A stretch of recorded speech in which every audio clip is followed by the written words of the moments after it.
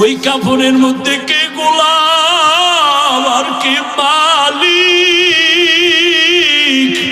কে ধনী কে গরিব কাফনে ঢুকলে আর পাওয়া যাবে না, সব একাকার হয়ে যাবে।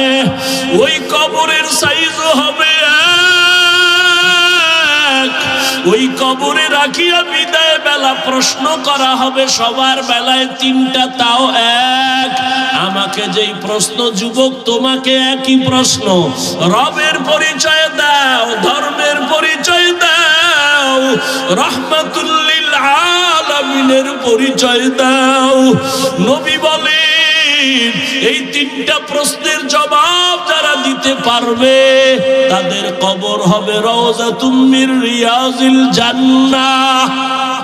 আর যারা জবাব দিতে পারবা না তাদের কবর হবে হুফরাতুম মিন হুফারিন নার। কারা পারবে জবাব দিতে? আমরা হুজুরেরা।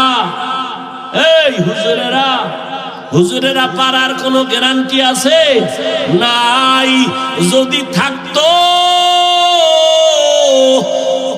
রহমতের নবীর হাতের সাহাবা জান্নাতের টিকিট হাতে পাইছেন 10 জন। এই 10 জনের ইতিহাস বইরা দেখো, মরণ পর্যন্ত শুধু কান্না কান্না কান্না কান্না। রহমতের নবী বলেন, আমি আয়েশার হুজরায় রাতে এসা পরে ঘুমায় গেলাম। আমি ঘুমাইলে আমার চোখ বন্ধ, তবে আমার অন্তর ঘুমায় না। আমার মাথার কিনারায় মসজিদে নববী, আমার মসজিদ ছোট ঘর। হঠাৎ ঘুমের মধ্যে রাতের বেলা গভীরে শুনি কান্নার আওয়াজ। আমি হঠাৎ চোখ খুললাম, কে কান্না করে? আমি আস্তে আস্তে উঠলাম। ঘুম থেকে উঠা আমি বের হইয়া দেখি নামাজের মধ্যে একজনে দাঁড়ায় দাঁড়ায় কান্না করে। সাধারণ কেউ কাঁদে না, আমার জান্নাতের সাহাবী আমার কলিজার আবু বকর নামাজে দাঁড়ায় দাঁড়ায় কান্না করে। আমি জিজ্ঞাসা করলাম নামাজের পরে, আবু বকর আপনি নামাজে দাঁড়াইয়া কেন কান্না করলেন? আবু বকর বলেন, ইয়া রাসূলুল্লাহ, হাসরের ময়দানে মালিকের সামনে কেমনে দাঁড়াইয়া হিসাব দিব সেই ভয়। আমি চোখের পানি ছেড়ে কান্না করতেছি, আল্লাহর আদালতে কেমন করে দাঁড়াবো। ও যুবক বাবারা, তাদের কত সুন্দর আমল, কত সুন্দর তাকওয়া, কত সুন্দর তেলাওয়াত, তাদের কত সুন্দর ইখলাস, কত সুন্দর নামাজ, কত সুন্দর রোজা।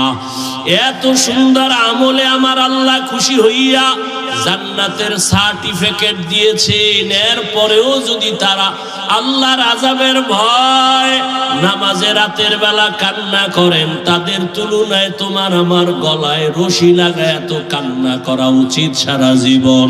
কিন্তু কপাল বড় খারাপ, নিজেও কাঁদি না, কেউ কান্না করে তাও পছন্দ করি না। ও যুবক বাবারা, একটু হিসাবটা মিলাইয়া দেখো, তোমার লাইনে কত যুবক জীবনে মাদ্রাসায় যায় না, আলিফ বা তাও পড়ে নাই, স্কুলে পড়ে, কলেজে পড়ে। সত্য কথা বলো, তোমার মতো যুবক স্কুল কলেজে পড়িয়াও 5 বেলার নামাজ পড়ে, সত্য বলো আসেনি?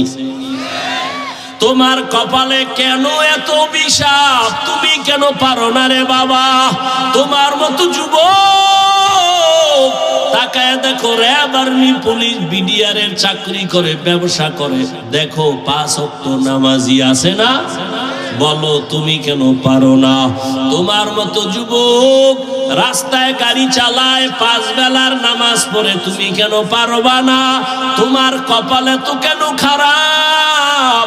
তোমার উপরে কার অভিশাপ লাগছে জানি না রে বাবা। তোমার মতো যুবক নদীর মধ্যে মাছ ধরে, নামাজ ছাড়ে না, তুমি কেন পারো না? তোমার মতো যুবক doctor, professor, engineer, OC, DC SP 5 ওয়াক্ত নামাজি আছে, তুমি কেন পারবা না? মনে মনে ভাবছো হুজুরদের কথা মিথ্যা, কোরআন মিথ্যা। কি ভাবছো? সুবহানাকা লা ইলমা লানা ইল্লা মা علمتنا إنك أنت العليم الحكيم رب اشرح لي صدري ويسر لي أمري واحلل عقدة من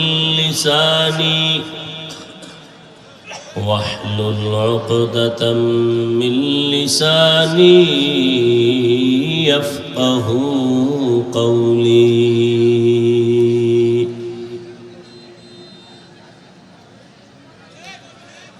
निगाह मुमिन से तो बदल जाती है तकदीर निगाह मुमिन से तो बदल जाती है तकदीर ये बंदा की कुव्वत नहीं कुदरत का इशारा ये बंदा की कुव्वत नहीं कुदरत का इशारा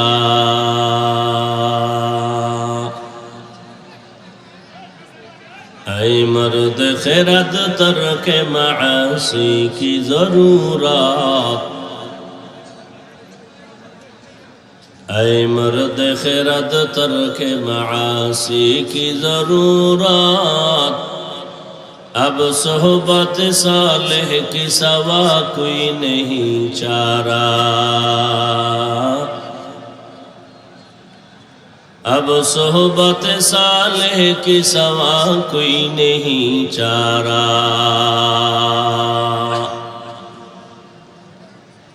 मरदूद है पीछे हमें खबर नहीं लेकिन मरदूद है पीछे हमें खबर नहीं लेकिन एक वक्त में हालाक जो अमाल है सारा एक वक्त में हालाक जो अमाल है सारा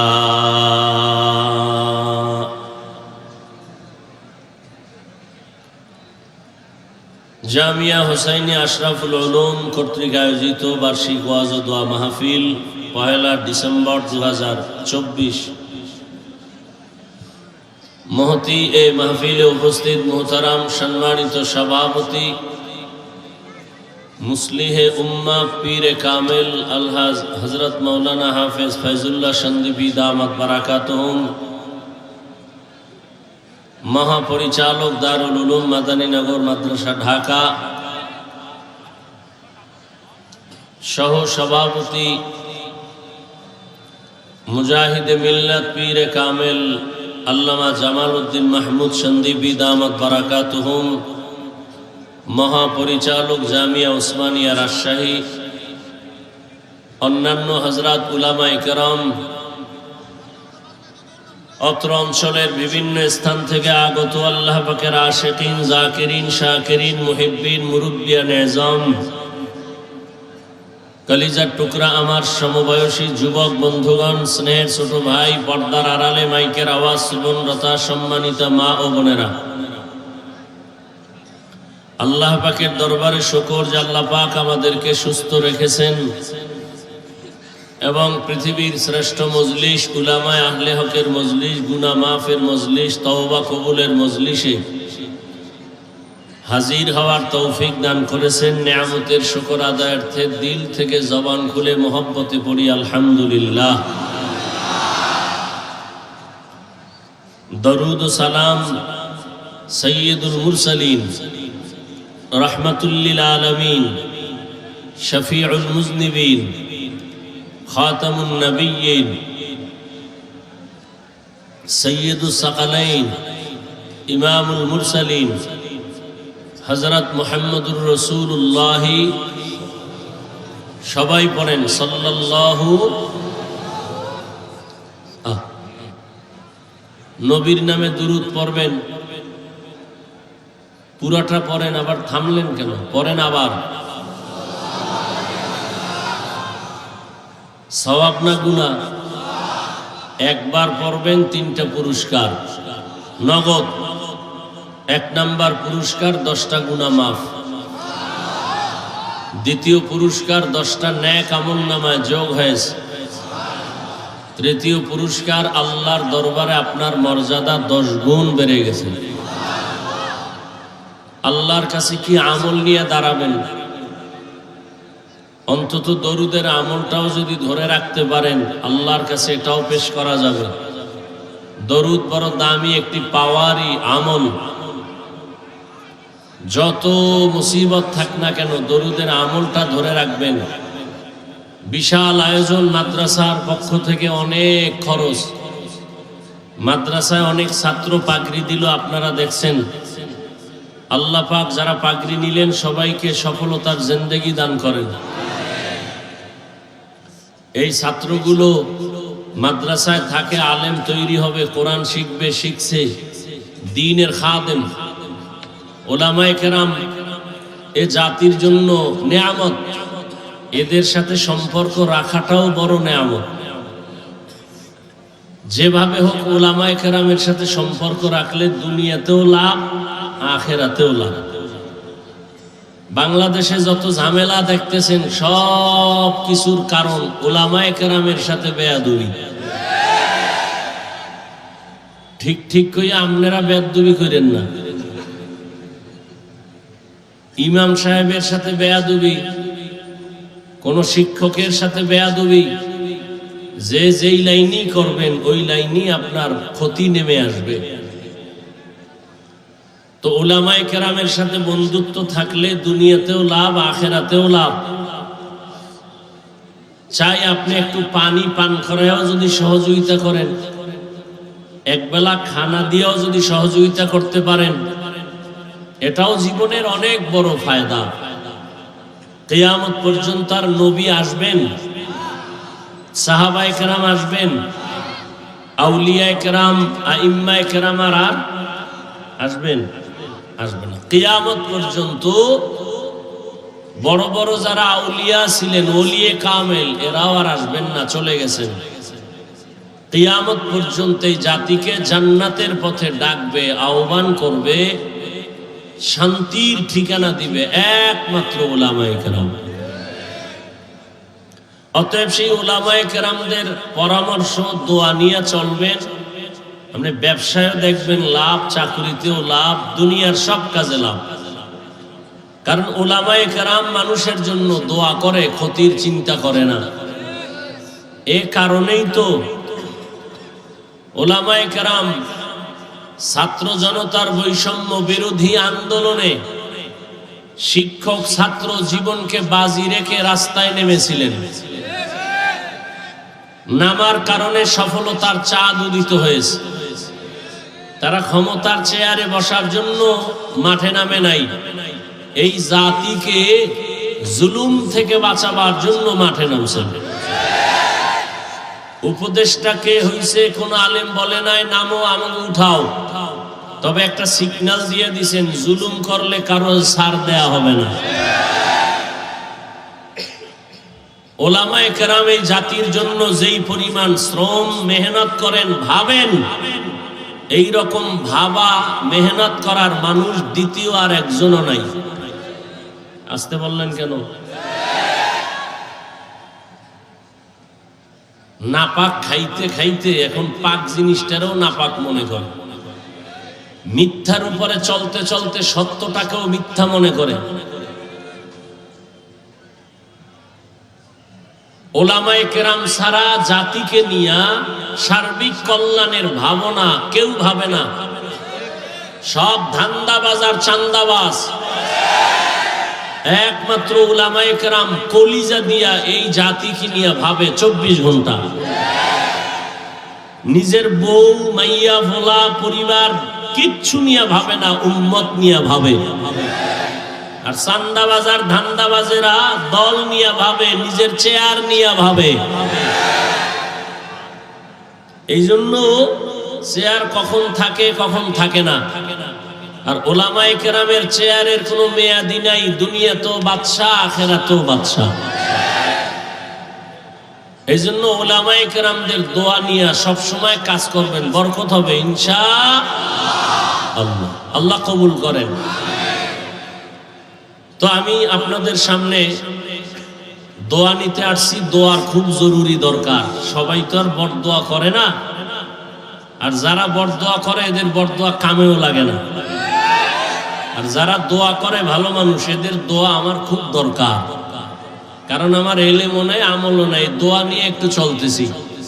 দোয়া বড় একটা পাওয়ারই পুঁজি।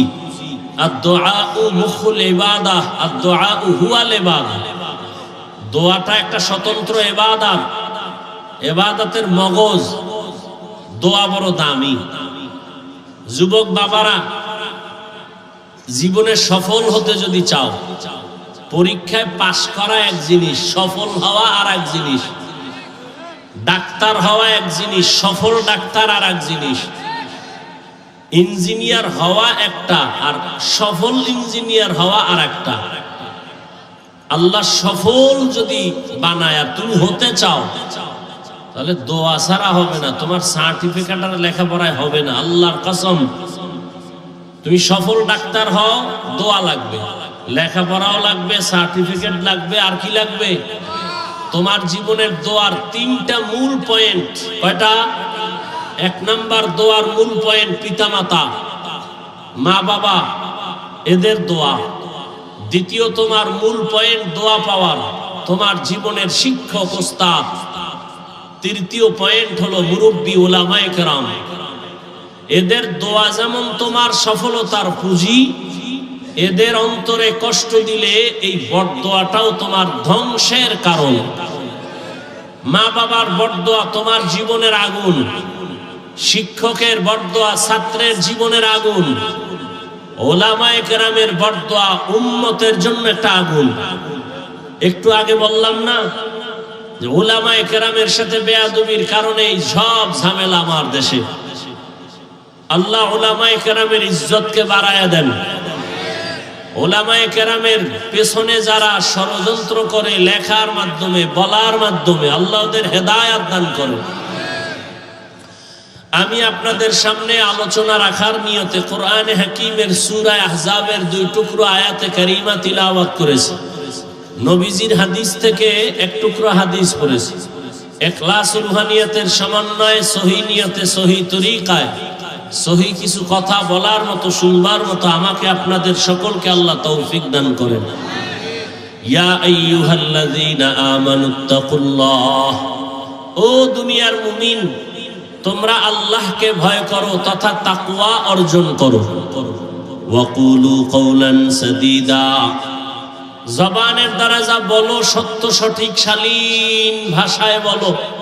লাভ ইউসলিহ লাকুম আ'মালাকুম, বিনিময়ে তোমাদের টুটা ফাটা আমল আল্লাহ পাক কবুল করে ফেলবেন। আর ওয়ায়াগফির লাকুম যুনুবাকুম, জীবনের সব গুনাহ আল্লাহ মাফ করে দিবেন। ওয়া মান ইউতিইল্লাহা ওয়া রাসূলাহু, যে বা যারা আল্লাহ এবং তার রাসূলের অনুকরণ করবে, ফাকাদ ফাজা ফাউজান আযীমা, তাদের বিজয়টা হবে চূড়ান্ত বিজয়, মানে বিনা হিসাবে জান্নাতি। রহমতের নবী বলেন, মাইয়াজমান লিমা বাইনা লাহিয়াইহি ওয়া মা বাইনা রিজলাইহি আজমান লাহুল জান্নাহ। নবী বলেন, হে উম্মত, 2 জিনিসের হেফাজতের জিম্মাদারি যদি তুমি নাও, আমি নবী তোমাকে জান্নাতে নেওয়ার জিম্মাদারি নিব। কয় জিনিস? প্রথম হলো জবানের কন্ট্রোল করো, হেফাজত করো। দ্বিতীয় লজ্জাস্থানের হেফাজত করো। এই 2টা জিনিসের হেফাজত যদি করতে পারো, আমি নবী তোমাকে জান্নাতে নেওয়ার জিম্মাদারি নিব। আয়াত এবং হাদিসের মূল আলোচনার বিষয়বস্তু জবানকে কন্ট্রোল করা। নবীও বলেন জবান কন্ট্রোল করো, আল্লাহ বলেন জবান কন্ট্রোল করো। কোন পদ্ধতিতে করবা তোমার মনের মতো পারবা না। মুমিনকে আল্লাহ আয়াতে দুটো আদেশ দিয়েছেন, একটা তাকওয়া অর্জন করো, দ্বিতীয়টা জবানকে হেফাজত করো। যদি করতে পারো নগদ দুইটা পুরস্কার, এক জীবনের আমল কবুল, দুই জীবনের সব গুনাহ মাফ। এখন আল্লাহর এই আদেশ আল্লাহ শুধু মুমিনকে দিলেন কেন, বেঈমানকে দেন নাই কেন? এর সংক্ষিপ্ত জবাব, জান্নাত শুধু মুমিন পাবে, কোন বেঈমান এক সেকেন্ডের জন্য কখনো জান্নাত পাবে না। জান্নাত পাবে না। কারা পাবে? জবান খুলেন, কারা পাবে? মুমিনেরা যে জান্নাত পাবে তাও বহু ফিডা খাওয়ার পর। যেই তালে বিড়ি টানেন এমনি জান্নাত পাবেন ফিডা ছাড়া। যেখানে এত আশেকে রসুল, সব টাটকা আশেক, ফজর পরে নাই, জহুর পরে নাই, আসর পরে নাই, মাগরিব পরে নাই, এশাও পরে নাই। ফজরও পড়ার চিন্তা নাই, বয়ান শুনতে আইছে, যাক এটাও ভালো। আল্লাহ যদি এর বরকতে হেদায়াত দান করেন, প্রত্যেকের সিনায় আল্লাহ হেদায়াতের নূর দান করেন। তো জান্নাত শুধু মুমিন পাবে, কোন বেঈমান আর মুমিনও পাবে অনেক হিসাবের পর। কেন? রহমতের নবী বলেন, আমি মুহাম্মদ শেষ নবী, আমার আগে একদল উম্মত ছিল বনি ইসরাইল, বড় চালাক। এই বনি ইসরাইল নিজেদের মধ্যে দ্বন্দ্ব আর দূরত্ব তৈরি করে দলাদলিতে তারা ৭২ দল হয়েছিল। আমার উম্মত আরো চালাক, আমার উম্মতের দল আরো একটা বেড়ে যাবে। তাহলে কয় দল হবে? কুল্লুহুম ফিন্নার। নবী বলেন সব জাহান্নামে যাবে, ইল্লা মিল্লাতান ওয়াহিদা, এক দল জান্নাতে যাবে। টোটাল ৭৩ দলের সব যদি জাহান্নামে যায়, এক দল জান্নাতে যায়, তাহলে বলেন জাহান্নামী কয় দল? এই যে ৭২ দল জাহান্নামী, এরা কেউ হিন্দু, ইহুদি, খ্রিস্টান কেউ না, সব হবে মুমিন মুসলমানের ভেতর থেকে। তাহলে ৭২ দল জাহান্নামী সব মুসলমানের মধ্য থেকে হবে। দ্বিতীয় সাহাবায়ে কেরাম প্রশ্ন করলেন, মান হিয়া ইয়া রাসূলুল্লাহ, হে পয়গম্বর, যেই দলটা জান্নাতে যাবে ওই দলের পরিচয় কি? রহমতের নবী বলেন, মা আনা আলাইহি ওয়া আসহাবি। নবী যদি বলতেন, এই খেয়াল করেন, নবী যদি বলতেন আমাকে যারা মেনে চলবে তারা জান্নাতি হতো, কিন্তু নবী এতটুকুই বলেন নাই। নবী বলেন যারা আমি মুহাম্মদের আদর্শ আর আমার হাতে গড়া সাহাবায়ে কেরামের আদর্শ যারা মেনে চলবে তারা জান্নাতি। কি বুঝলাম? এ জমিনে যারা বলে আমরা নবী মানি, মুহাম্মদ মানি, সাহাবাদের মানি না, এরা মুসলমান হলেও ৭২ দল জাহান্নামীদের অন্তর্ভুক্ত। तुको जाओ सुन्नते अहमद को जाबा मुहम्मद कैबुअद निस्बत तुरा मन अहब्बा सुन्नती कौले रसूल मजदाए काना माई हम कुन कबूल। তাহলে শুধু নবী না, সাহাবাও, সাহাবায়ে কেরামদেরও মানা লাগবে। যারা সাহাবায়ে কেরামের বিরোধিতা করে ইশারা ইঙ্গিতে তাদের চিহ্নিত করে নাও। এ যদি হুজুরও হয়, মুসলমান হয়, তবে ৭২ দল জাহান্নামীদের দলভুক্ত। জান্নাত শুধু মুমিন পাবে। এজন্য আল্লাহ মুমিনকে বললেন আল্লাহকে ভয় কর, জবানকে হেফাজত করো। যদি করতে পারো দুইটা পুরস্কার তোমাকে দেওয়া হবে। জীবনের সব আমল কবুল, জীবনে যত গুনাহ করবা সব আমি মাফ করে দিব। এক নাম্বার আদেশ আল্লাহকে ভয় কর, দ্বিতীয় হলো জবানকে কন্ট্রোল করো। আল্লাহ জবানকে হেফাজতের কথা কেন বললেন? কান হেফাজত করো কেন বলেন নাই? চোখ হেফাজত করো এখানে কেন বলেন নাই? হাত হেফাজত করো কেন বলেন নাই? চোখ হেফাজত করো কেন বলেন নাই? জবানকে হেফাজত করো কেন বললেন? এর কারণ হলো পুরা দেহের মধ্যে আপনার আমার জিহ্বা জবান হলো মারাত্মক একটা বড় অস্ত্রের নাম। হাদিসে পাকে রহমতের নবী বলেন প্রতিদিন সকালবেলা অঙ্গ প্রত্যঙ্গ গুলো জিহ্বা থেকে পানা চায়, ও আল্লাহ জিহ্বার অত্যাচার থেকে পানা দাও। জবানে জানি আবার কোন কথা বলে পেছ লাগায় দেয়, আর আইসা হামলা শুরু হয় হাতের উপরে, চোখের উপরে। অঙ্গ প্রত্যঙ্গ গুলো আল্লাহর কাছে পানা চায় জবানের খারাপ আচরণ থেকে। এই জবান এমন একটা অস্ত্র, বেলেটের মতো চতুর্পার্শ্বে তার ধার, বেলেটের চারপার্শ্বে ধার, যেদিকেই মারে ওদিকেই কাটে। বলে জিহ্বাটাও এমন। কয় কেমন? কয় তাকায় দেখ, একটা অমুসলিম এই জিহ্বা নাড়ায় যদি বলে লা ইলাহা ইল্লাল্লাহ, ইয়াকিনার ঈমানের সাথে মুমিন হয়ে গেল। আবার এই জিহ্বাটা নাড়াইয়া যদি বলে আমি আল্লাহ মানি, নবী মানি, কোরআন মানি, তবে নামাজের হুকুম, দাড়ির হুকুম, পর্দার হুকুম মানি না, ঈমান আছে শেষ। তাহলে একই জিহ্বা একবার মুমিন বানাইলো আর একবার বেঈমান বানাই দিল, কাম একটাই করতেছে। এই জিহ্বা নাড়াইয়া অপরিচিত একটা মেয়েকে যদি সাক্ষীর সামনে বলে তুই আমার স্ত্রী, আমি কবুল করে নিলাম, অপরিচিত মেয়েটা তোমার আপন সঙ্গিনী হয়ে গেল। আবার এই একই জিহ্বা নাড়ায় যদি বলো আপন বউকে বলো তালাক, আছে?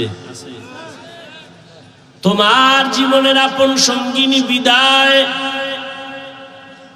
বিচারকের চেয়ারের মধ্যে বসিয়া বিচারক যদি জিহ্বা নাড়ায় ডান দিকে তাকায়া ফাঁসির আসামিকে বলে তোকে মুক্তি দিয়া দিলাম, ফুলের মালা পরে বাড়ি যাবে। আবার এই বিচারক একই জিহ্বা নাড়াইয়া যদি বাম দিকে তাকায় বলে নিরপরাধের বলে ধর, নিরপরাধ ব্যক্তির হাতে পুলিশের হ্যান্ডকাপ লেগে যাবে। জিহ্বা এমন একটা অস্ত্র, এই জবানের কথার দ্বারা প্রমাণ হবে আমি ভালো না খারাপ। এই জবানই আমাকে পরিচয় দেয় আমি মুমিন না বেঈমান। আমার হাত পরিচয় দিবে না, চোখ পরিচয় দিবে না আমি মুমিন কিনা। আমার জবানের কথা পরিচয় দিবে আমি ভালো বংশের নাকি খারাপ। আমার জবানের কথায় পরিচয় দিবে আমি ইমানদার নাকি বেঈমান। আমার জবানের কথার দ্বারাই প্রমাণ হবে আমি ভালো নাকি খারাপ। জবানটা বড় মারাত্মক একটা অস্ত্র, তোমার ইচ্ছার বিরুদ্ধে চলে। অগ্রিম তুমি ঘুমায় আছো, এর মধ্যে তোমার জবান চলতেছে, কথা কয় ঘুমাইয়া, কয় না? তাহলে তোমার ইচ্ছার বিরুদ্ধে জবান চলে। এজন্য আল্লাহ কয় জবানকে হেফাজত করো। রহমতের নবীও বলেন জবান হেফাজত করো। মাইকের সাউন্ড কি আর ভালো হবে না? এটা মহা মুসিবত। জামালপুরে এত ভালো ভালো মাইকে অস করে গেলাম জীবনবার, এটা বুঝি না কিছু আমি। আমাদের সারা জিন্দেগির কষ্ট আমাকে বাতিরও দরকার নাই, প্যান্ডেলেরও দরকার নাই, শুধু মাইক দরকার, আর কিছু লাগে না। এত চিল্লানো যায় নাকি? কথা বইলে অনেক জায়গায় কষ্ট কম হয়, এটা কষ্ট বেশি হইতেছে। এই মাইক কোন জায়গার এটা? হ্যাঁ, কি ইসলামপুর আনলে টাকা কম লাগবে এই জন্য? এই সাউন্ড ঠিক করো। 13টা মেশিন লয়ে বইছে, চালাইতে পারে না।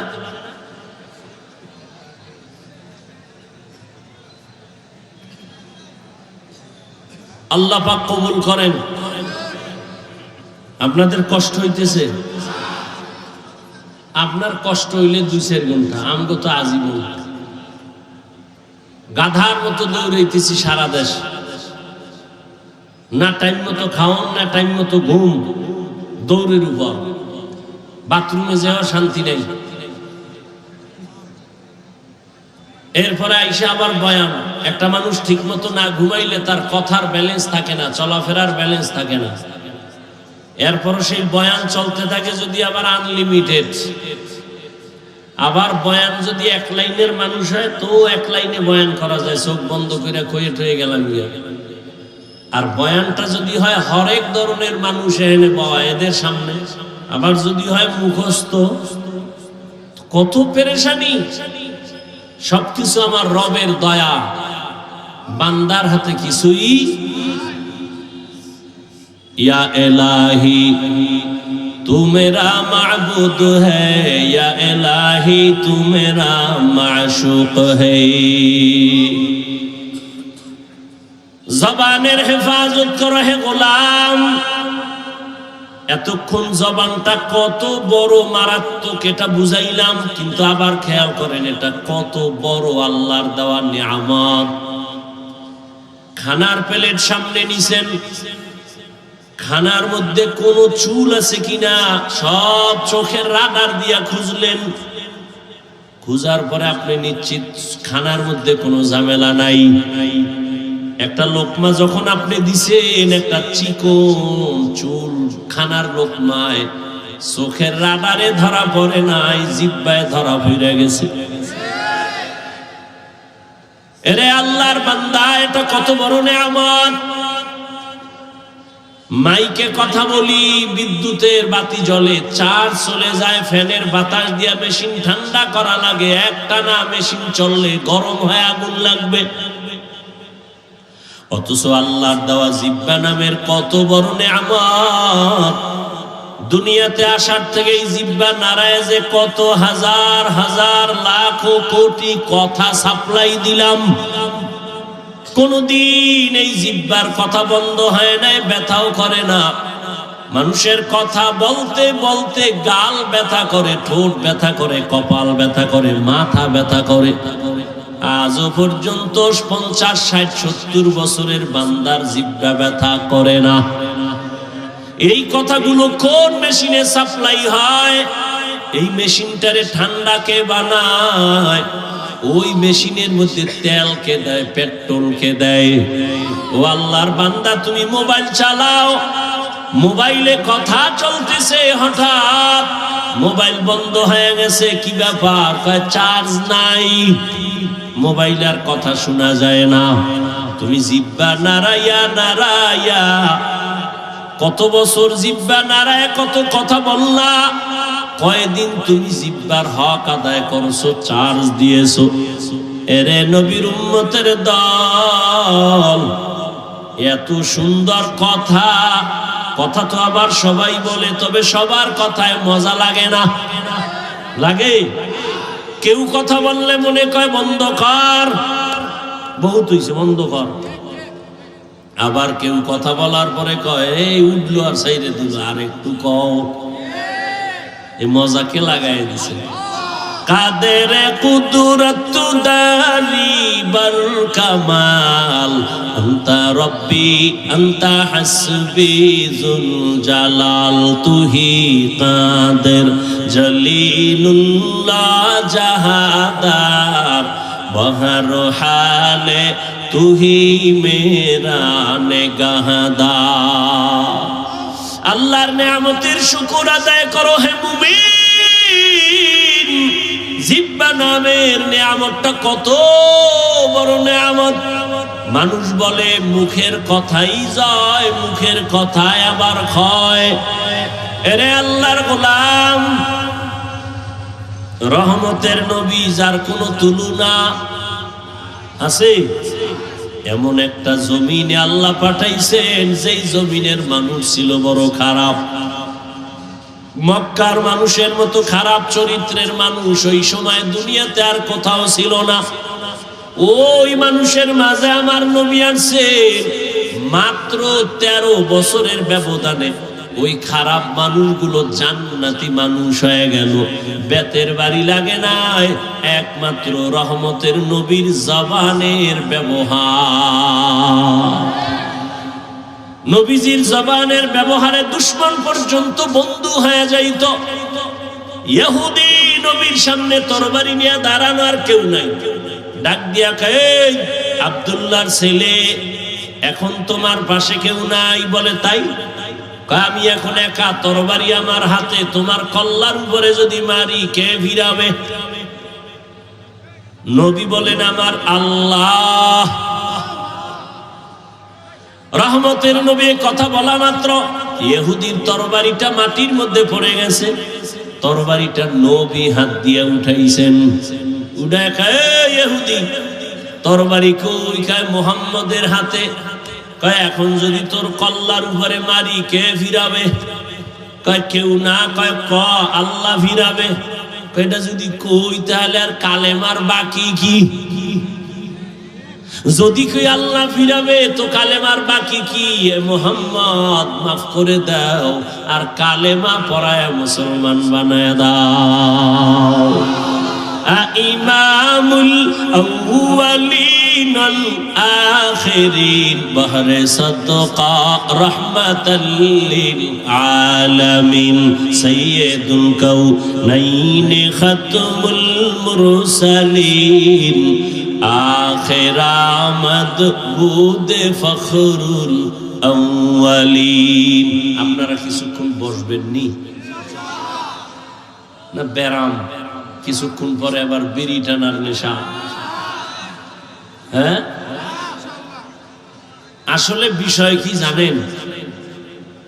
এখানে আসতেও কপাল লাগে, এখানে বসতেও কপাল লাগে, মোনাজাত দিয়া মা বাবার জন্য দোয়া কইরা যাইতেও কপাল লাগে। সবার কপাল তো আর ভালো না। অনেকে আসছে ইসলামপুরে যায়, কিন্তু এই ইসলামের মধ্যে ঢুকে নাই। কই? মহিলা প্যান্ডেল তাওয়াফ করে, আর দোকানে বয়ে বয়ে আড্ডা দেয়, আর তাজা তাজা কবিরা গুনাহ করে। কপাল খারাপ। আর কপাল যদি খারাপ হয়, আমি হাফিজুর রহমান কেন আর মক্কা মদিনার ইমাম কেন? রহমতের নবীর বয়ানও কালেমা জুড়ে না। যেই নবীর চেহারা এক নজর দেখলে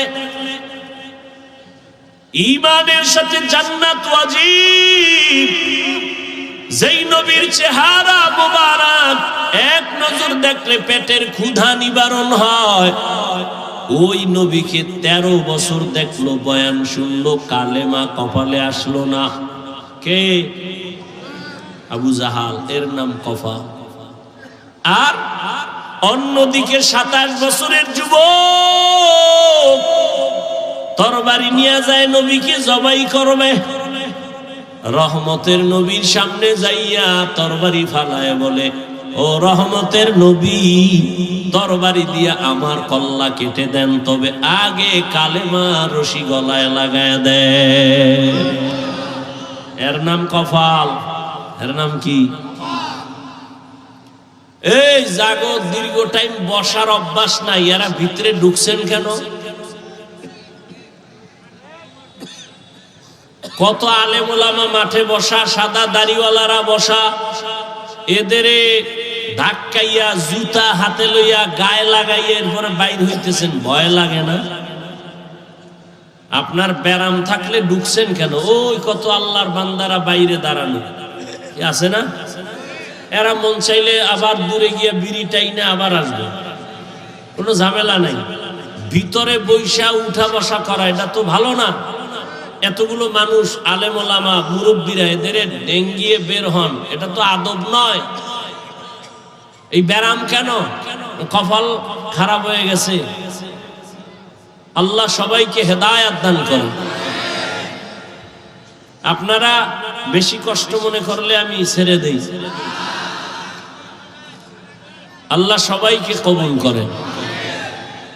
তাহলে কেউ উঠবেন না তো? ইনশাআল্লাহ উঠবেন না তো উঠবেন না। কেউ উঠতে চাইলে উঠতে দিবেন না।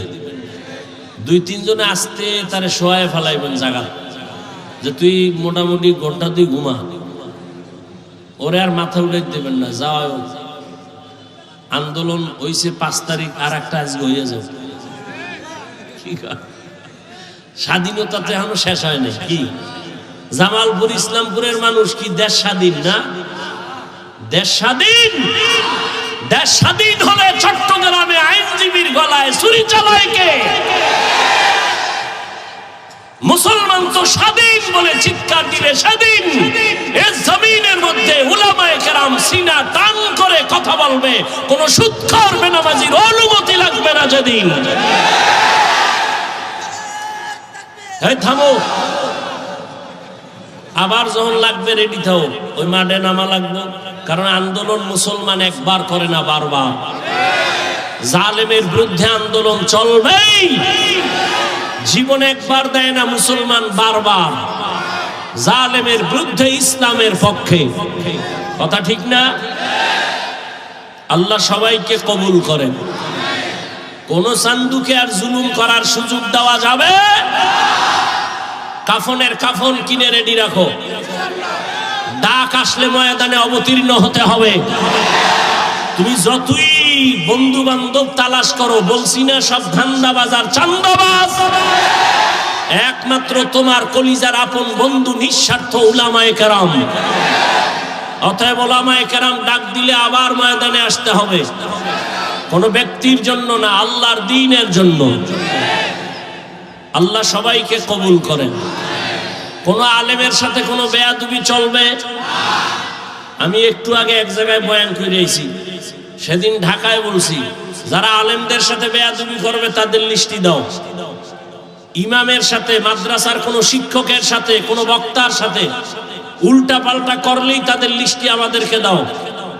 ঢাকার থেকে আবার আলেমদেরকে নিয়ে বসে আবার আন্দোলনে, জালেমের বিরুদ্ধে ময়দানে আবার নামতে হবে।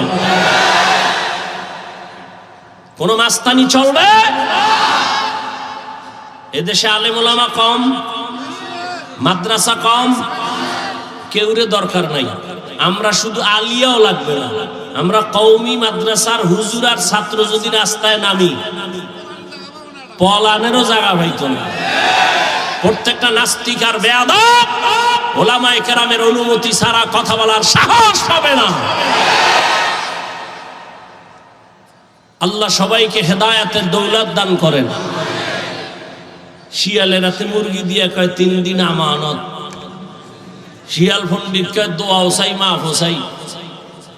জিন দেখানো মরাও হইতে না। শিয়ালের হাতে মুরগি দিলে যা হবে, ধর্মের চাবি সুদখোর আর বেনামাজির হাতে দিলে তাই হবে। আল্লাহ হেদায়েত দান করুন। তো যে কথা বলতেছি, উঠা বসা করলে আমি মোনাজাত দিয়ে দেব। কথা বলতে অনেক কষ্ট হয়, সাউন্ডটা আমার মনের মতো পাই না, এই জন্য। তারপরে আপনাদের মহব্বতে বলতেছি, কারণ সবকিছুর ঊর্ধ্বে আপনাদের দোয়া। বক্তার এলেম আর আমলে বয়ান হয় না, জীবন মনে রাখবেন। এলেম আর আমলের বাহাদুরি দিয়া বয়ান হয় না, বয়ান হয় শ্রোতাদের অন্তরের মহব্বত আর আকর্ষণের উপর। আর রহমত কার? জোরে বলেন। ইয়া আইয়ুহাল্লাযীনা আমানুত্তাকুল্লাহা ওয়া কুলু কাওলান সাদীদা। হে মুমিন, আল্লাহকে ভয় করো, জবানের হেফাজত করো। জবান বড় দামি একটা অস্ত্র, আল্লাহ পাকের অন্যদিকে বড় নেয়ামত। এই জবান হেফাজত কেমনে করবা? তোমার ইচ্ছার বিরুদ্ধে জবান দৌড়ায়, হাত যদি অন্যায় করে রশি দিয়া পেঁচাও বেঁধে রাখো, আর অন্যায় করতে পারবে না। পা যদি অন্যায় ভাবে হাঁটে, পাও দুইটা বেঁধে দেওয়ার হাঁটতে পারবে না। কান যদি অন্যায় আওয়াজ কানে নেয়, পট্টি লাগায় দাও, কান হেফাজত হয়ে যাবে। ভালো করে বুঝো, চোখ যদি অন্যায় কিছু দেখে, চোখের সামনে কালো আয়না লাগায় দাও, দেখবে না। বুঝেন, ভালো করে বুঝেন। হাত অন্যায় করলে বাধা যাবে, হেফাজত করা যায়, কন্ট্রোল করা যায়। কান অন্যায় করলে কন্ট্রোল করা যায়। চোখ অন্যায় করলে পট্টি লাগাও, আয়না লাগাও। কিন্তু জবানটা যদি অন্যায় করে বারবার, এটারে আটকাইবেন কেমনে? রশি দিয়া বাঁধা যাবে, কষ্টে লাগানো যাবে। জিহ্বা কেমন একটা বড় আল্লাহর অস্ত্র, এখানে কষ্টে পেয়ে ধরে না। ধরে? সুপারগুলো ধরবে? ধরবে না। তো জবানটারে কেমনে কন্ট্রোল করবেন? মুখের উপরে কষ্টে লাগাবেন? কয় না। এবার আল্লাহ দয়া করে একটা পরামর্শ দিতেছেন, ও বান্দা, আমি জানি, তোর থেকে বেশি জানি। হাতেরে আটকাইতে পারবি, কান আটকাইতে পারবি, চোখ আটকাইতে পারবি, পা পারবি, কিন্তু জবানটারে তুই দুনিয়ার কোনো রশি দ্বারা বাঁধতে পারবি না। এটার জন্য আমি আল্লাহ কুদরতের একটা মেডিসিন দিছি, ওই মেডিসিন লাগায় দে, জিহ্বা কন্ট্রোল হয়ে যাবে। ওই মেডিসিন আমার আল্লাহর দেওয়া, মেডিসিনের নাম হলো তাকওয়া। हर के दारत खौफ हकदार दिल मदम जन्नतुल मअवा देहद रामकम जुज़बा हक ची जे मखाज इंसुजा फजले उहा मस्ते दर जुमला जहां। তাকওয়া মানে আল্লাহর ভয়। ওই আল্লাহর ভয় নামের মেডিসিন দিয়া জবানটাকে আটকাইয়া দাও। আল্লাহর আদালতে দাঁড়াইয়া হিসাব দেওয়ার ভয়, এই ভয়ের নাম তাকওয়া। এই ভয়টা অন্তরে ঢুকাইও। কয় কোথায় পাবো এই ভয়ের মেডিসিন? আল্লাহ বলেন, যারা এই জমিনে আমার প্রিয় গোলাম, আমার প্রিয় বান্দা আহলুল্লাহ, এদের নেক নজর লাগাও, অন্তরে তাকওয়া চলে আসবে, আল্লাহর ভয়। আমি এখানে যদি আপনাদের প্রশ্ন করি, আপনারা কারা কারা আল্লাহকে ভয় করেন? সবাই দোনো হাত উঠাইবে। চালাক যারা, তারা পাও দুইটা উঠায় বলবে, আমরা হুজুরগো থেকে বেশি আল্লাহরে ভয় করি। যদিও নামাজ পড়ি না, তবে আমগো ঈমান তাজা আছে না। চালাক বলবে, আমরা নামাজ না পড়লে আমগো দিল পরিষ্কার। সবাই বলবে আমি আল্লাহকে ভয় করি। আমিও বলি আমি আল্লাহকে ভয় করি। তুমি নামাজ বাদ দিয়ে বলো আল্লাহকে ভয় করি, আর আমি নামাজ ঠিক রেখা বলি আল্লাহকে ভয় করি। আসলে আল্লাহর ভয় কি জিনিস, সেটার হাকিকত এখনো জানি না রে বাবা। আল্লাহর ভয়ের হাকিকত উদাহরণত এমন বলি, একটা সন্তান মা বাবাকে ভয় করে বলে তার প্রমাণ, সন্তান মা বাবার সামনে কখনো অন্যায় করে না। কেন? শাস্তির ভয়। ঠিক একটা শিক্ষকের ছাত্র ভয় করে, তার প্রমাণ, ছাত্র শিক্ষকের সামনে অন্যায় করে না, শাস্তির ভয়। ঠিক এই জমিনে যেই বান্দা, যে বান্দি আল্লাহকে ভয় করবে, ওই বান্দা গলায় ছুরি লাগাবে, দাড়ির মধ্যে ছুরি লাগাবে না। हर के दारत खौफे हकदार दिल मत जन्नतुल मअवा देहद रामकाम। আল্লাহর ভয় অন্তরে জমা করো হে মুমিন। কেমন আল্লাহর ভয়? রহমতের নবী বিদায়, আবু বকর সিদ্দিক রাদিয়াল্লাহু তাআলা আনহু খেলাফতের দায়িত্বে রাষ্ট্র পরিচালনা করতেছেন। একদিনের ঘটনা, তার স্ত্রী একদিন বলেন, ও খলিফাতুল মুসলিমিন, আমার একটু মিষ্টি খাইতে মনে চায়। আবু বকরকে বলতেছেন, কোন সময়? যখন আবু বকরের আঙ্গুলের ইশারায় পুরা রাষ্ট্র চলে, টাকার অভাব আসেনি। বিবি বললেন একটু মিষ্টি খাইতে মনে চায়। আল্লাহর ভয় কাকে বলে?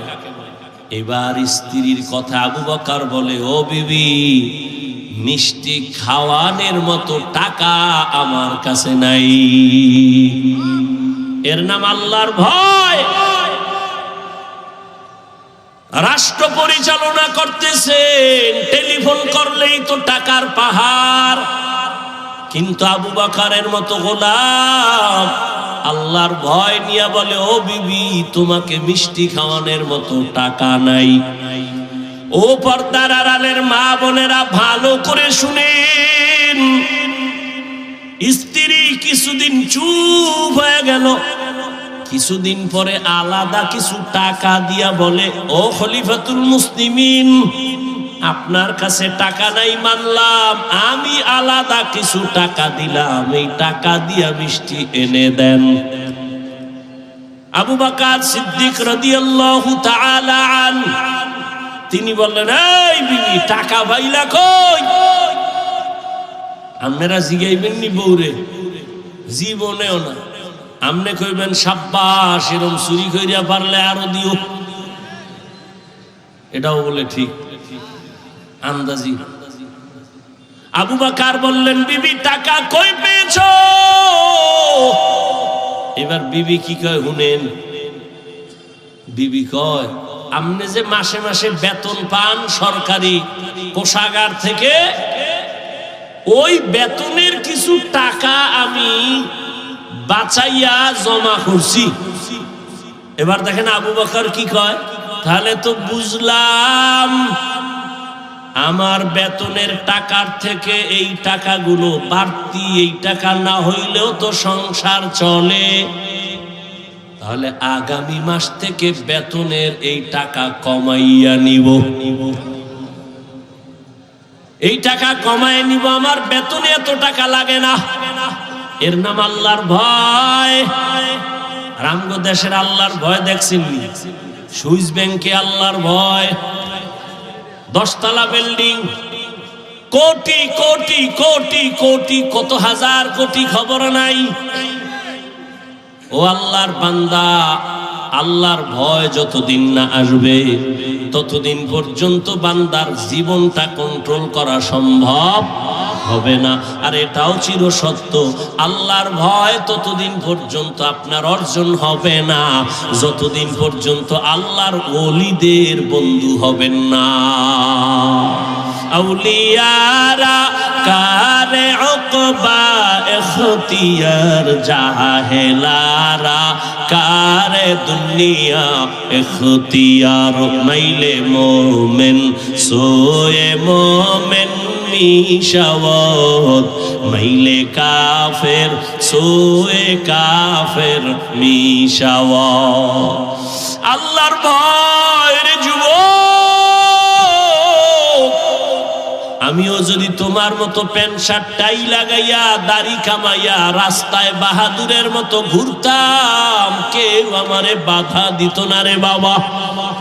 ও ইসলামপুরের মুসলমান, ইসলাম কই? ইসলামপুরের মানুষের মধ্যে ইসলামের বড় অভাব।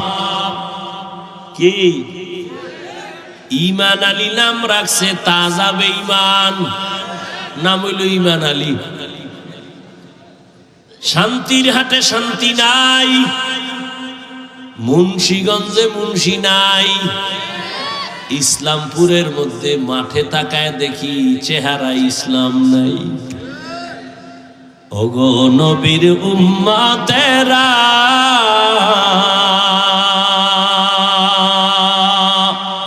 হয়ে আজি দিশাহারা,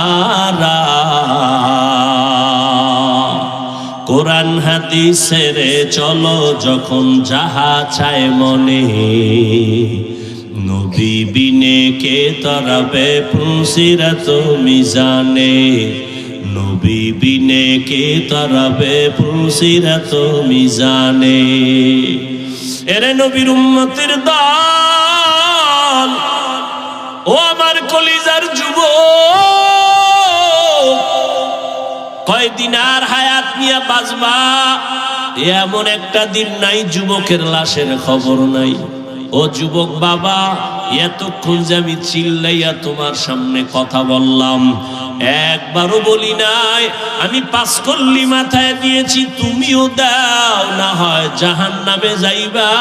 আমি কওমি মাদ্রাসার সন্তান, তুমি যদি কওমিতে না যাও তোমার কপাল নষ্ট হবে বলি নাই।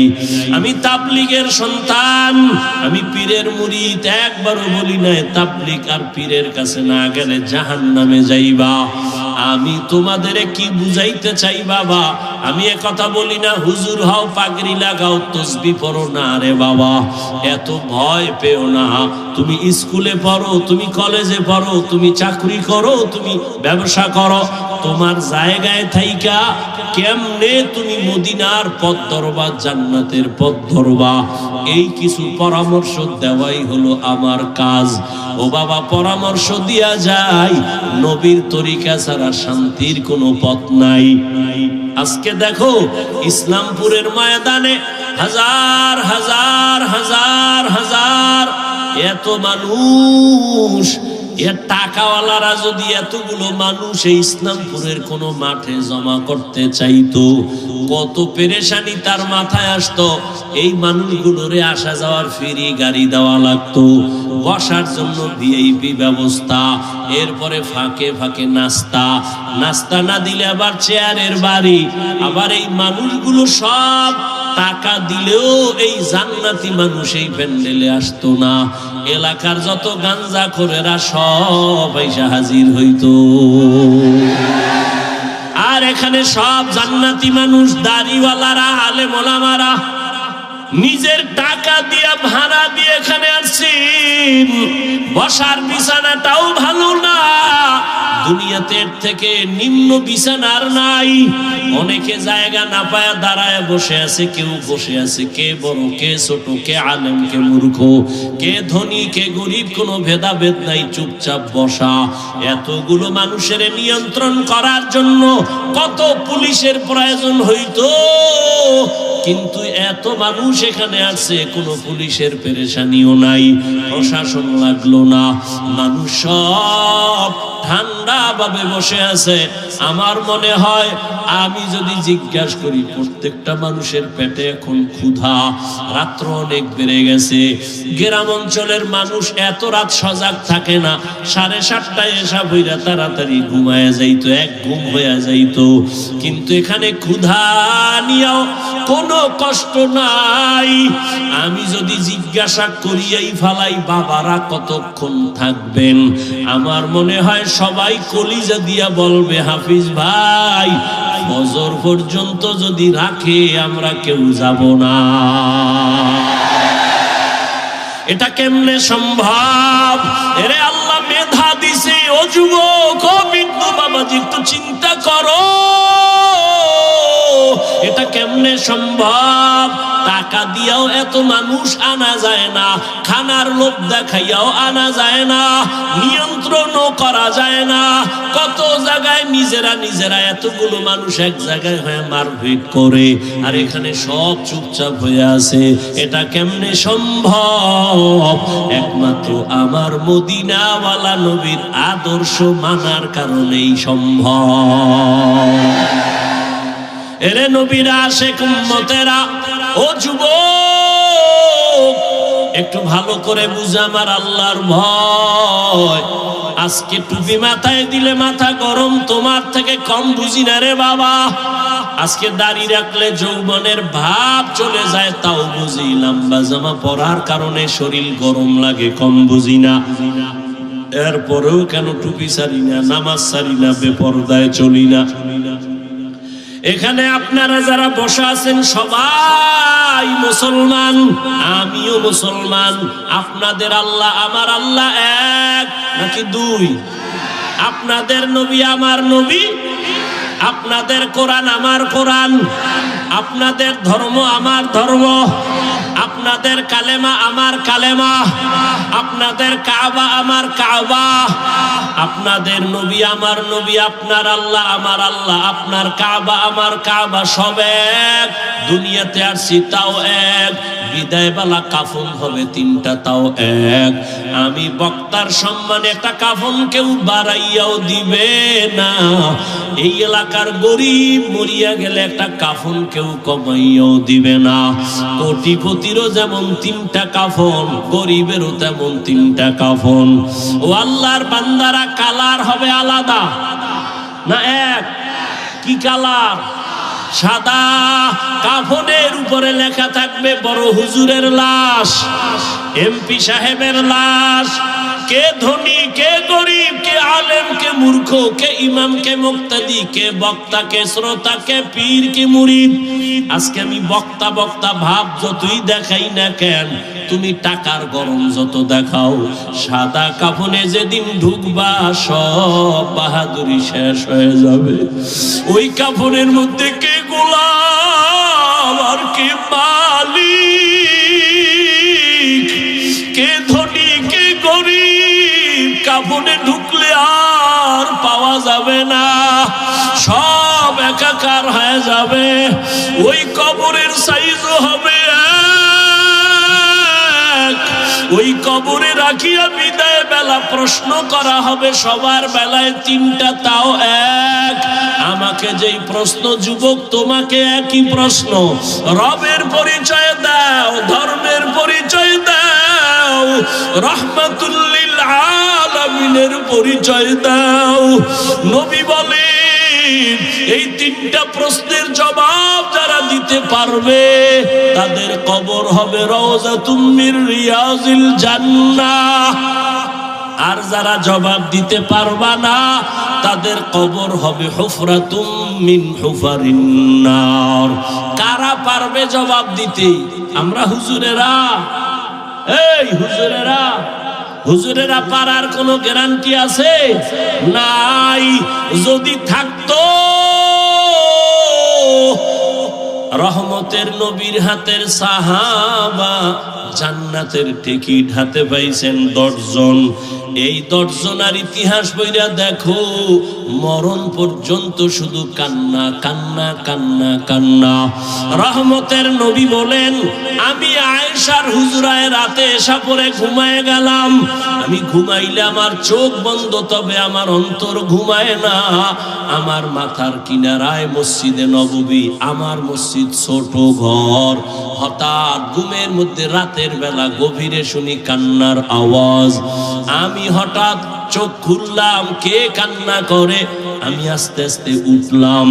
ঘুম থেকে উঠা আমি বের হইয়া দেখি নামাজের মধ্যে একজনে দাঁড়ায় দাঁড়ায় কান্না করে। সাধারণ কেউ কাঁদে না, আমার জান্নাতের সাহাবী আমার কলিজার আবু বকর নামাজে দাঁড়ায় দাঁড়ায় কান্না করে। আমি জিজ্ঞাসা করলাম, নামাজের পরে আবু বকর আপনি নামাজে দাঁড়াইয়া কেন কান্না করলেন?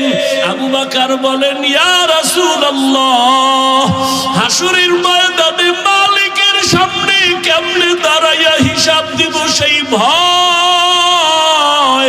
আমি চোখের পানি ছেড়ে কান্না করতেছি, আল্লাহর আদালতে কেমন করে দাঁড়াবো।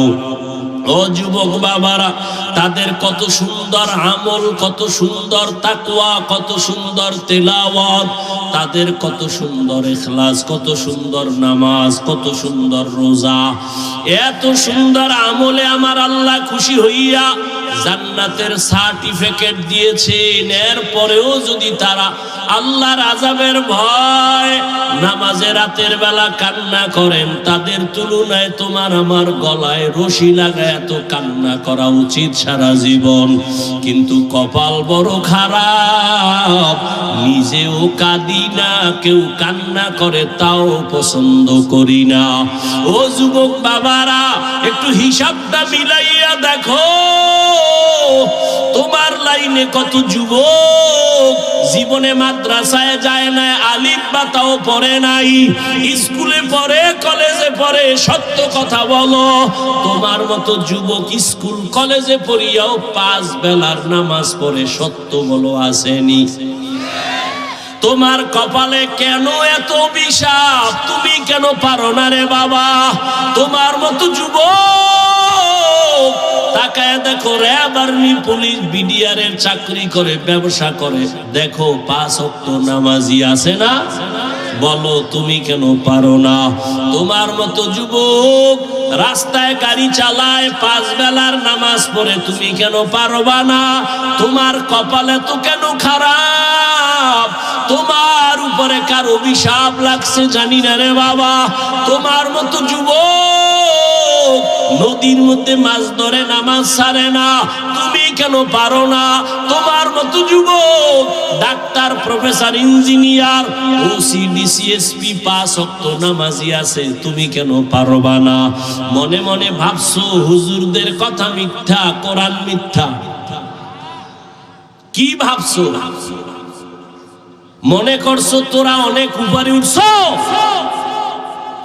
এরে যুবক, বিপদে বিপদে কেউ হাসে, কেউ কাঁদে, কিন্তু উলামায়ে কেরাম, নবীর আদর্শ যারা মানে তাদের কোনো চিন্তাই নাই। করোনার ভিতরে স্কুল বন্ধ, কলেজ বন্ধ, চাকরি বন্ধ, ব্যবসা বন্ধ, ফ্যাক্টরি বন্ধ, গাড়ি বন্ধ, সব বন্ধ। উলামায়ে কেরামের একটা মাদ্রাসাও বন্ধ হয় নাই। না খাইয়াও কোনো আলেম মরে নাই, ভিক্ষাও করে নাই। ও যুবক, তোমার মতো যুবক যদি জেনারেল লাইনে থাকিয়া নামাজ পড়ে, তুমি কেন পারবা না? ও বৃদ্ধ বাবাজিরা, তো আপনার মতো কত বাবা মসজিদে গিয়া 5 বেলার নামাজ আদায় করে, আপনি কেন পারেন না? ও পর্দার আড়ালের মা বোনেরা, এতক্ষণ আমি আপনাদের সন্তানদের বয়ান শুনাইলাম। এই বয়ানটা বাস্তবায়ন করতে হলে মা আপনার চোখের পানি আর দোয়া লাগবে। ও পর্দার আড়ালের মা, আপনাদের জীবনটা কতই যে ধন্য।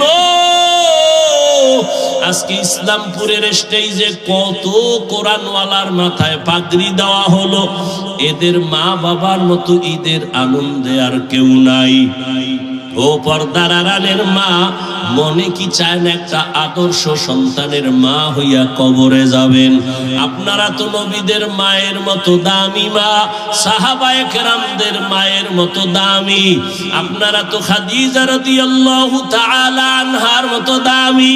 আপনারা তো আয়েশা রাদিয়াল্লাহু তাআলা আনহার মতো দামি, ফাতেমা রাদিয়াল্লাহু আনহার মতো দামি। আপনারা তো ইসমাঈল নবীর মা হাজেরা আলাইহা সালামের মতো দামি। আপনারা তো ঈসা নবীর মা মারিয়াম আলাইহা সালামের মতো দামি। এমন কি দুনিয়াতে আল্লাহর বড় দুশমন ফেরাউন, তার স্ত্রীর নাম কি? আসিয়া, কেমন আল্লাহর গোলাম বান্দি হয়ে গেলেন। ও পর্দার আড়ালের মা, রহমতের নবী বলেন, আসিয়া কিয়ামতের দিন জান্নাতে যাবে আর আমার সাথে বিবাহের ব্যবস্থা হয়ে যাবে। ও পর্দার আড়ালের আম্মা জানেরা, যেই ফেরাউন আল্লাহর এত বড় দুশমন, ওই ফেরাউনের স্ত্রী হইয়া আসিয়া আল্লাহর হুকুম জীবনে মানিয়া আল্লাহর মোহাব্বত নিয়ে দুনিয়ার থেকে চলে গেল। ও পর্দার আড়ালের আম্মা জানেরা, আপনাদের স্বামী তো ফেরাউনের মতো খারাপ না। আপনি যদি নামাজ পড়ে দোয়া করতেন, পর্দা করতেন, স্বামীর মাল হেফাজত করতেন, স্বামীটারে বুঝাইতেন আর কোনোদিন হারাম টাকা ঘরে আনবা না, অবৈধ কামাই করবা না, হারাম খাইয়া আমাদের রক্ত সন্তানের রক্ত নাপাক করব না।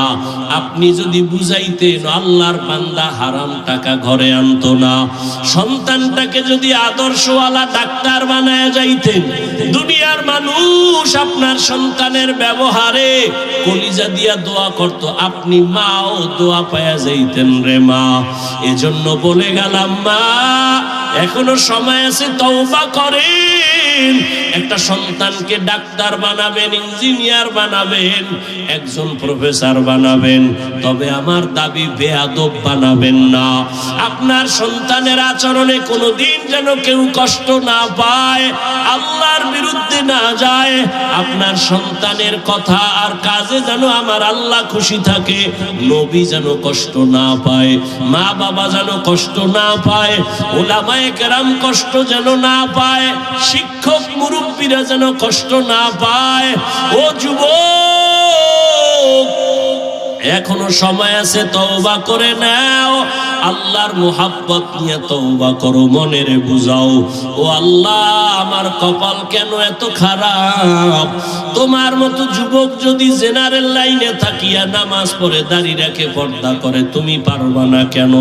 মনে মনে তওবা করো আর বলো, হে আল্লাহ জীবনে তো কম গুনাহ করি নাই, মনে চাইছে নামাজ পড়বো না, পড়ি নাই, মনে চাইছে পার্কে যাব দৌড়ায় গেলাম, মনে চাইছে কাউকে গালি দিব দিয়েছি, মনে চাইছে আড্ডা দিব দিয়েছি, আজকে থেকে তওবা করলাম আর নামাজ ছাড়বো না, বেপরদায় চলবো না, দাড়ি কাটবো না। ও আল্লাহর বান্দারা, আজকে আমি মুসলমান, তুমিও মুসলমান, তোমার আমার আল্লাহ এক, নবী এক, কোরআন এক, কাবা এক, ধর্ম এক, কালেমা এক, অথচ আমার মাথায় টুপি না দিলে লজ্জা পাই, অথচ তুমি টুপি দিতে লজ্জা পাও, আমি দাড়ি কাটতে গেলে লজ্জা পাই, আর তুমি কেমন মুসলমান যে দাড়ি রাখতে গেলে লজ্জা পাও? আমি বেপরদায় চলতে লজ্জা পাই, তুমি পর্দা করতে গেলে লজ্জা পাও। এর একটাই মাত্র কারণ, এত বয়ান তুমিও জানো, আমিও শুনাই, তাবলীগওয়ালাদের বয়ান, পীর মাশায়েখের বয়ান, জুমার দিন খতিব সাহেবদের বয়ান, এরপরেও কেন তোমার আমলের পরিবর্তন আসে না? এর একমাত্র কারণ, আল্লাহর আদালতে দাঁড়াইয়া হিসাব দেওয়া লাগবে, চিন্তাই তোমার অন্তরে নাই। ওরে যতই বাহাদুরি করো রে যুবক, এখনো আল্লাহর ভয় অন্তরে জমা নাও, আলেমদের দোয়া নিয়ে সামনে আগাও, আর জীবনে গুনাহ করিও না রে বাবা। এক সেকেন্ডের সূর্যের গরম সহ্য করতে পারো না, একটা মশার কামড় সইতে পারো না রে বাবা, একটা বেতের বাড়ি সহ্য করতে পারো না। আল্লাহর কোরআন তোর অন্তর যদি বলে সত্য, গুনাহগার হইয়া যদি আল্লাহর আদালতে দাঁড়াও, সূর্যের গরমে মাথার মগজগুলো ভাতের মারের মতো ফুটতে থাকবে, জাহান্নামের গরম কেমন করে সহ্য করবা? ও আল্লাহর বান্দা, সাপ বিচ্ছুর আক্রমণ কেমনে সহ্য করবা? মাটির চাপ কেমনে সহ্য করবা?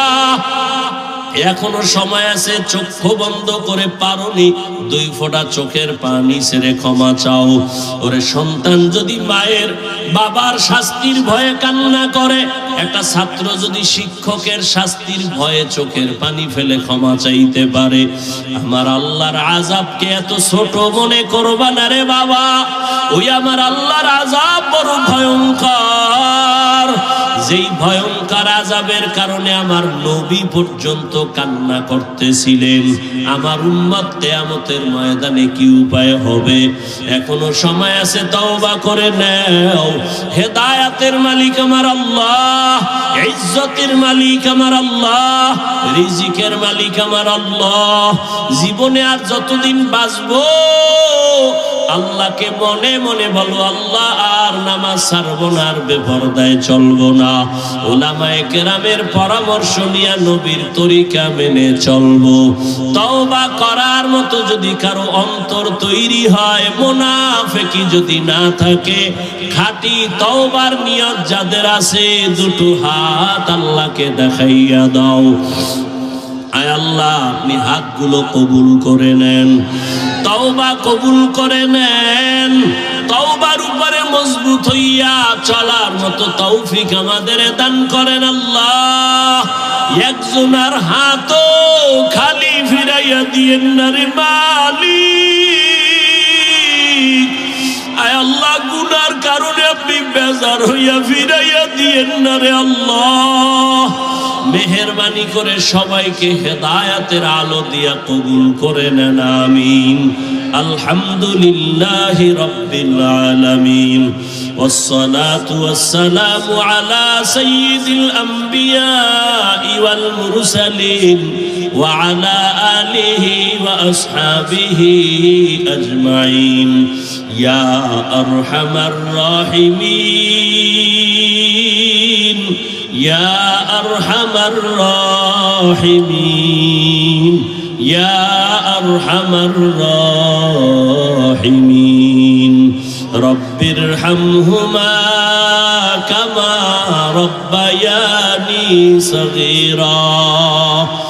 اللهم إنك عفو كريم تحب তুহিব্বুল আফওয়া ফা'ফু আন্না আল্লাহুম্মা ইন্না নাসআলুকা রিযাকা ওয়াল জান্নাহ ওয়া নাউযু বিকা মিন সাখাতিকা ওয়ান নার আল্লাহুম্মা ইন্না নাউযু বিকা মিনাল বারাসি ওয়াল জুনুনি ওয়াল জুযামি ওয়া সাইয়্যিল আসকাম আল্লাহুম্মা ইন্নী ظلمت نفسي ظلما كثيرا ولا يغفر الذنوب إلا أنت فاغفر لي مغفرة من عندك وارحمني إنك أنت الغفور الرحيم আয় আল্লাহ গুনার বোঝা নিয়ে আমরা আপনার দরওয়াজায় হাজির কুদরতের নজর দিয়া তাকায়া দেখেন